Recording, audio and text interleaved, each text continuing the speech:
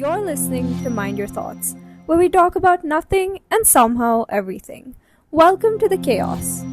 Today, let's talk about a fairy tale that starts with a curse, features three oddly color coded fairies, and ends with a kiss that literally wakes the dead.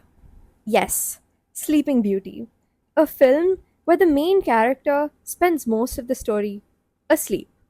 And somehow that's still considered a love story. This episode, it's for anyone who's ever wondered why the princess gets rewarded just for being quiet and unconscious. Let's start with Aurora's role, or the lack of one. She's in the movie for maybe 18 minutes total, and most of the time she's either singing, spinning, or sleeping.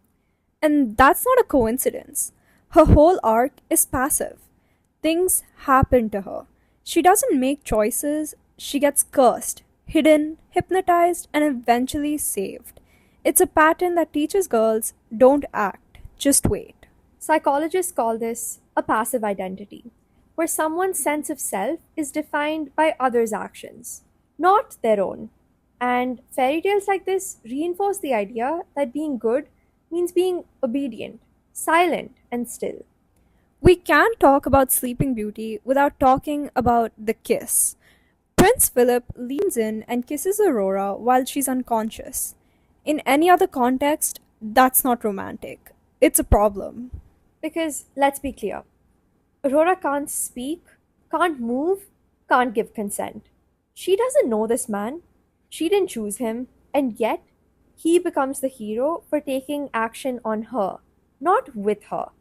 It's framed as true love, but really, it's a metaphor for the lack of autonomy women are given over their own bodies and choices.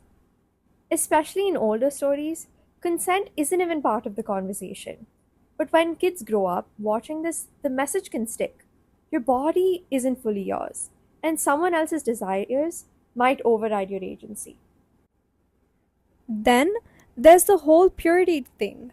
Aurora is seen as perfect because she's innocent, untouched, and literally isolated from the world. The idea that her beauty and worth are tied to her virginity or her complete detachment from anything messy or complicated is a classic case of idealized femininity. She's the dream girl because she doesn't speak too much, doesn't act out, and doesn't challenge anyone. Basically, she's valuable because she's passive. That's not empowerment. That's a statue. So, what do kids actually learn from Sleeping Beauty? That good girls wait, that being quiet, graceful, and obedient leads to happiness. That love happens to you, not because of you. It reinforces outdated gender roles.